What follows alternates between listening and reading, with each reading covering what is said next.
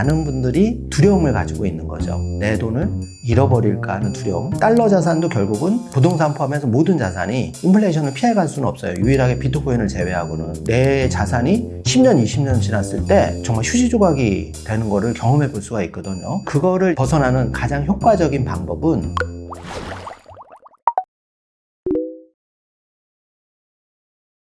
저는 3.1경제독립연구소, 3.1경제독립TV 유튜브 채널을 운영하고 있는 경제독립운동가 신동일 소장이라고 합니다. 반갑습니다.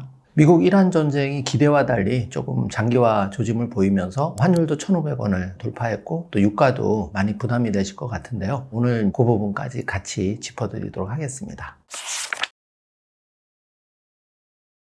대한민국이 1945년에 나라는 되찾았지만 사실 우리 가족의 경제 독립은 아직 되찾지 못한 그런 상황입니다. 그래서 부익부 빈익빈이 많이 심화되고 그러다 보니까 힘드신 서민들은 더 어려워지고 또 일부 부의 쏠림 현상이 있기 때문에 그거를 극복하고 내가 정말 뭐 직장이든 사업이든 일하기 싫을 때 일 안 할 수 있는 자유가 있어야 되는데 그걸 이제 경제 독립이라고 하거든요. 그거를 이제 찾기 위해서 우리가 지금부터 시스템, 구조를 좀 만들어야 된다고 생각합니다.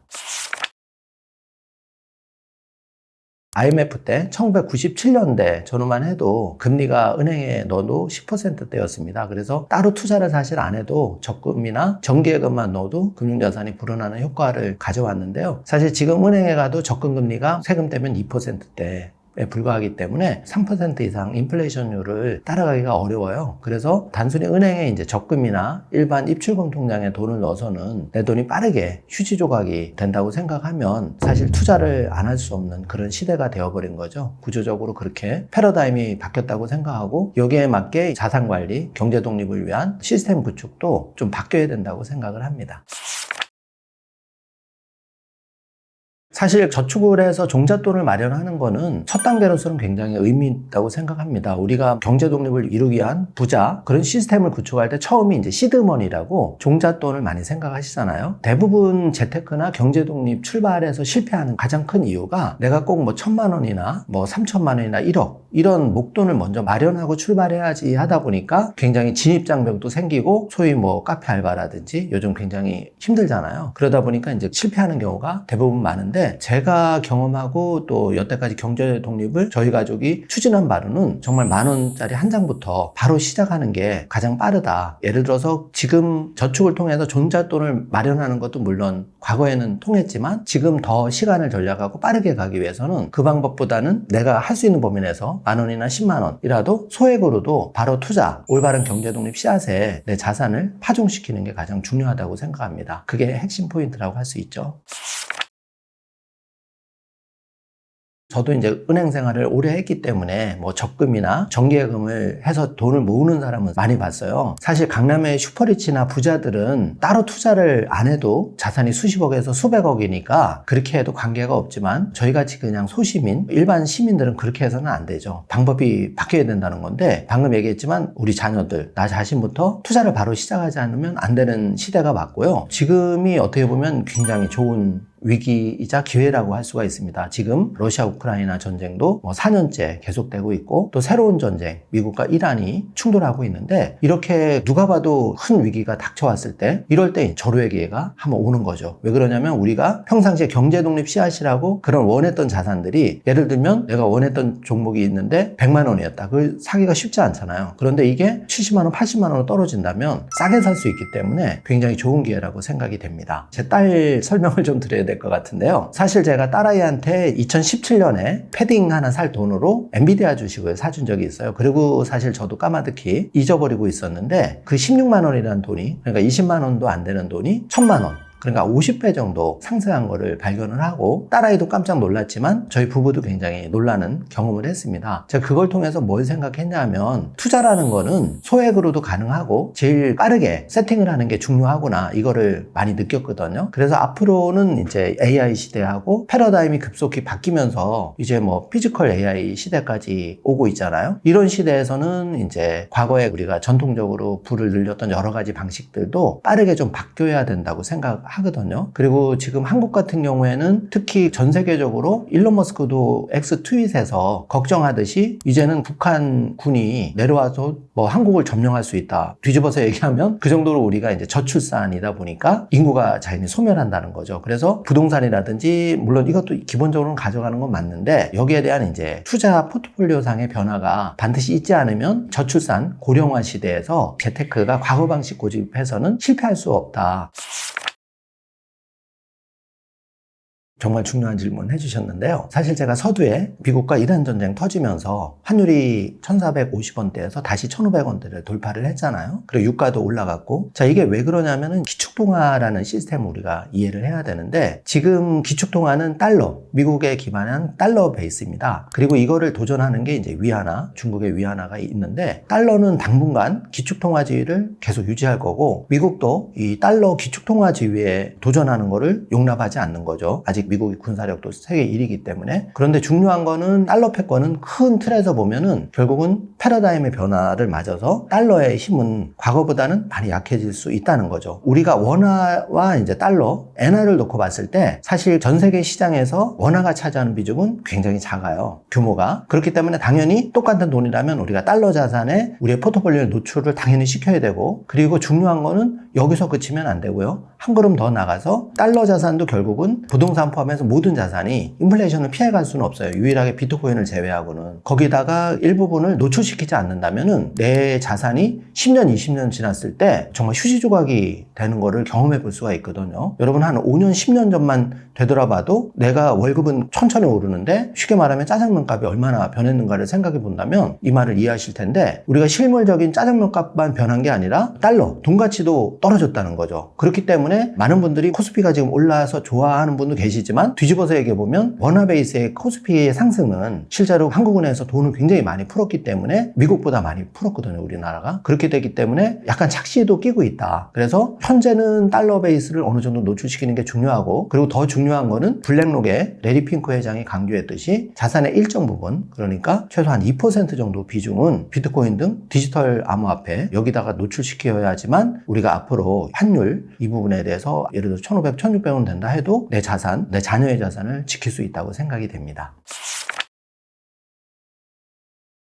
그게 정말 어렵고 중요한 질문인데요. 100명 중에 한두 분이 이제 성공하는 이유가 바로 거기에 달려 있는데, 많은 분들이 두려움을 가지고 있는 거죠. 내 돈을 잃어버릴까 하는 두려움. 근데 여러분, 역으로 한번 뒤집어서 생각해 보신다면 여러분이 그냥 예를 들어서 은행에 3천만 원, 5천만 원이 들어있으면 마음의 평안함을 느끼시겠죠. 돈이 그만큼 들어있으니까. 그런데 그게 1년, 2년 지났을 때 그 돈의 가치는 인플레이션 때문에 빚의 속도로 줄어들고 있습니다. 그런 거를 생각한다면 내 돈 가치가 줄어드는 두려움은 사실은 많은 분들이 생각을 못하는 거죠. 그래서 투자를 주저하게 되는데, 그거를 벗어나는 가장 효과적인 방법은 예를 들어서 내가 종잣돈이 1,000만 원이 있다 또는 100만 원이 있다고 했을 때 그거를 우리가 소위 경제독립 씨앗이라고 하는 자산에 다 투자하라는 게 절대 아닙니다. 여기가 제일 중요한 부분인데요. 어디까지나 나의 투자 성향에 맞게 뭐 10분의 1 내지는 100분의 1도 좋아요. 디지털 암호화폐 같은 경우에는 소액이지만 내가 일정 비율을 꾸준히만 적립식 투자를 해도 충분히 성공할 수 있다. 그거를 저는 확실하게 말씀드릴 수 있고요. 그렇기 때문에 지금 어떻게 생각하면 3천만이라는 돈이 내가 타고 다니는 승용차 절반 가격 그 정도인데, 이게 만약에 5년, 10년 좀 나눠서 장기적으로 투자했다고 했을 때는 우리가 어떤 경제독립 씨앗을 잘 선정하고 시간이라는 시스템에 구조적으로 녹여놓는다면 누구나 뭐 100억 이런 부자가 아니더라도 내가 원하는 노후 자금 정도는 걱정 안 하는 한 5억에서 10억 정도는 충분히 가능하다고 생각합니다. 그래서 저는 항상 그거를 강조를 하고 있는데, 이게 사실 현실과 괴리감이 굉장히 커요. 또 이런 말씀을 뭐 유튜브나 이렇게 찾아보면 정치 얘기하고 뭐 그런 걸 많이 하지만 이걸 제대로 얘기해 주는 건 저는 아직까지 발견을 못한 것 같아요. 그래서 아마 많은 분들이 또 이런 정보를 접하지 못하다 보니까 어떤 특정 지식만 하다 보니까 저는 이제 그 간격을 좀 메우기 위해서 사실 노력하고 있고, 그래서 제가 주제넘게도 경제독립운동가라는 타이틀을 스스로 만들어서 지금까지 운동을 하고 있습니다.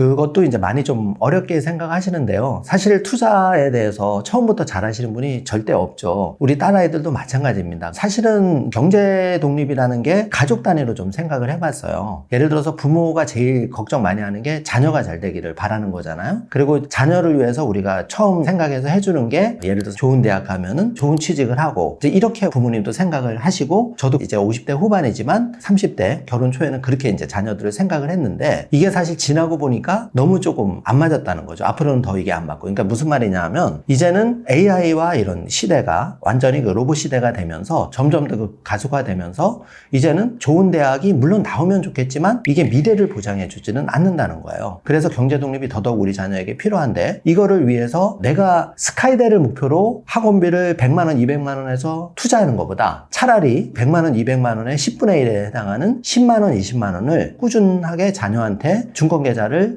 하나 열어서 자녀가 뭐 10살이라도 열 수가 있으니까 그래서 그거를 만 원, 10만 원 이렇게 학원비의 일정 부분이라도 투자하는 습관을 학원도 보내면서 병행하신다면은 성공할 확률이 더 높은 거죠. 제가 아까 말씀드렸지만 우리 자녀도 학원비를 사실 많이 들였었거든요. 그러나 지나고 보니까 오히려 내가 좀 잘못 생각했구나. 이런 식으로 내가 지금 신혼부부라든지 할 때는 이런 조언을 해줬으면 더 좋았을 텐데. 그래서 듀얼 전략으로 가자는 거죠. 얼마 전에 제가 신문을 보니까 그 공인회계사 시험에 합격하고도 뽑지를 않아서 정말 그 어려운 시험을 5년 준비해서 공인회계사 하면 여러분 다 아시다시피 미래가 사실은 과거에는 보장된 직장이었잖아요. 근데 이제는 뽑지를 않으니까 이분들이 데모를 한다는 기사가 났어요. 충격을 받았는데 무슨 말이냐 하면은 그 힘들게 한 게 AI가 대체를 하는 거죠. 부동산 분야도 마찬가지입니다. 뭐 감정평가라든지 부동산 평가라든지 담보대출이라든지 이런 부분에 급격히 AI가 도입되면서 이제는 해고가 되는 그런 시대가 되는데 앞으로 일론 머스크는 3년 안에 대한민국에서 가장 외과 수술을 잘하는 의사를 대체하는 피지컬 AI 의사가 나오는데 이런 시대에 과연 내가 의대 보내서 과거 방식으로 학원비 100만 원, 200만 원, 심지어 4, 500만 원을 들여서 자녀에 투자를 했을 때 그게 부모로서 옳은 선택인가? 저는 아니라고 보거든요. 그래서 이거를 완전히 포기하기 어려우면 방금 얘기했지만 10대 자녀는 대학 갈 때까지 10년이라는 엄청난 시간이 있습니다. 이 시간을 우리가 얼마나 잘 활용하느냐에 따라서 앞으로 이 자녀의 20, 30년이 바뀔 수가 있는데 자녀가 10대 때는 이걸 알 수가 없는 거죠. 그래서 부모가 여기에 대해서 정말 이 방송을 보시고 단 한 분이라도 세팅을 꼭 해주시길 바라겠습니다. 저는 사실은 이걸 발견하기까지가 금융인으로서 제가 37년을 봉사를 했고 그리고 10년 전부터 제 2의 인생 계획을 세우고 부동산 경매부터 뭐 내 집 장만까지 부동산 투자도 병행을 해오고 있는데 여기 플러스 알파로 이런 방법을 좀 썼으면 더 결과가 좋았는데 그거를 사실은 한 5년여 전에 정확하게 하면 한 10년 전 어렴풋이 생각을 해서 5년 전에 이런 걸 확실하게 깨달은 거죠. 그래서 제가 이제 50대 후반인데 은행원이었던 저조차도 이거를 이렇게 늦게 깨달았는데 지금 이 방송을 보시는 분 중에서는 굉장히 이런 개념이 좀 생소할 수 있을 거예요. 그렇지만 이 방법만이 그나마 내 선에서 경제 독립을 이룰 수 있는 평범한 소시민이 할 수 있는 가장 베스트 방법이라고 저는 확신하고 있습니다.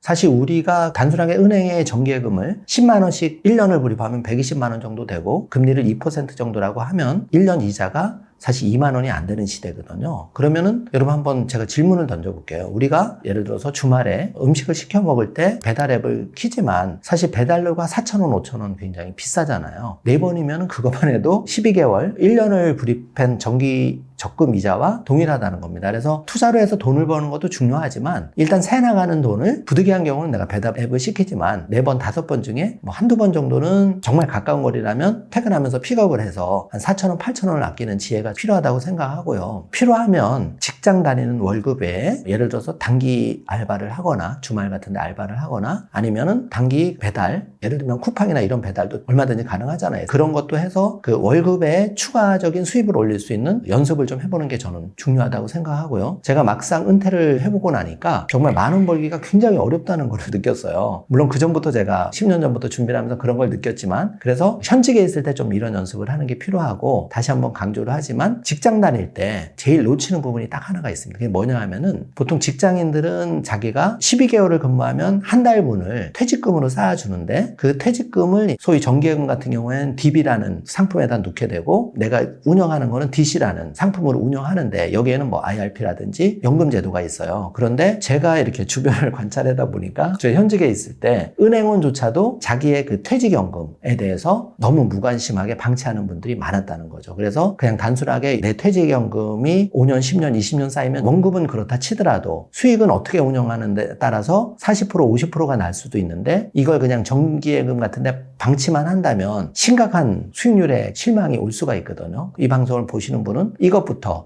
내 퇴직연금은 지금 어떻게 돼 있지? 직장 다니는 사람은 다 불입을 합니다. 그걸 한번 확인하셔서 그게 너무 정기예금 비중이 높다면은 방금 제가 말씀드린 ETF라든지 주식에 좀 노출을 시켜서 그거부터 세팅을 하는 게 중요하다고 생각하고 그리고 이제 세 번째 방법으로는 다시 한번 말씀드리지만 직장 다닐 때 정기예금이나 적금만 계속 하시는 분이 있다면 그거는 반드시 다시 한번 생각을 해보라고 말씀을 드리고 싶습니다. 단돈 10,000원이라도 그러니까 적은 금액이라도 주식 그리고 비트코인 등 이런 거를 시작을 해야 된다는 거죠. 제가 이번에 6년 만에 우리 가족 경제독립 선언서라는 책을 쓰게 됐습니다. 이 책에는 제가 37년 금융인으로서 시행착오를 겪고 제가 평생 동안 추구해온 경제독립에 대한 좌절과 실패가 녹아있고 빠른 솔루션이 들어있어요. 예를 들면 어머님이 강원도 산골에 계셨거든요. 그래서 제가 작년에 방 정리를 한번 하다가 까만 비닐 종이를 정리를 해드렸거든요. 근데 그 30년간 모으신 꼬깃꼬깃 종잣돈이 900만 원이었어요. 그 900만 원을 그냥 정기예금이나 적금만 놓으셔도 정말 몇천만 원이 되어 있었을 텐데 그 30년 지난 비닐종이에 들어있던 종잣돈이 900만 원밖에 안 된다는 거죠. 이런 안타까운 기회가 자본주의의 비정함을 이길 수 있는 방법이 이 책에 들어있고 예를 들면 젊은 분들은 지금 아파트 가격이 많이 비싼데 우리가 피같이 내는 세금으로 내가 받을 수 있는 행복주택이라든지 각종 정책자금 지원을 정말 1, 2%의 저리로 받을 수 있는 기회를 모르시는 분도 굉장히 많거든요. 그리고 좀 생소하셨던 비트코인이라든지 디지털 암호의 패러다임 변화까지 이 책에 좀 담으려고 노력을 했는데요. 부족한 점은 많지만 여러분이 한번 기회 되신 분은 읽어주시면 여러분의 경제독립 여정에 있어서 조금이라도 한 걸음 디딜 수 있는 도구로서 활용해 주시면 감사하겠습니다. 옛날에 10명, 20명이 했던 역할을 이제는 AI가 하는 시대가 됐다는 거죠. 그래서 1인 창업이 얼마든지 가능하고 1인 창업이 과거에 매출을 1억 원을 올렸다면 지금은 1억 원이 아니라 1,000억 원을 올릴 수 있는 그런 세상이 맞다는 거죠. 트렌드가 바뀌었다는 겁니다.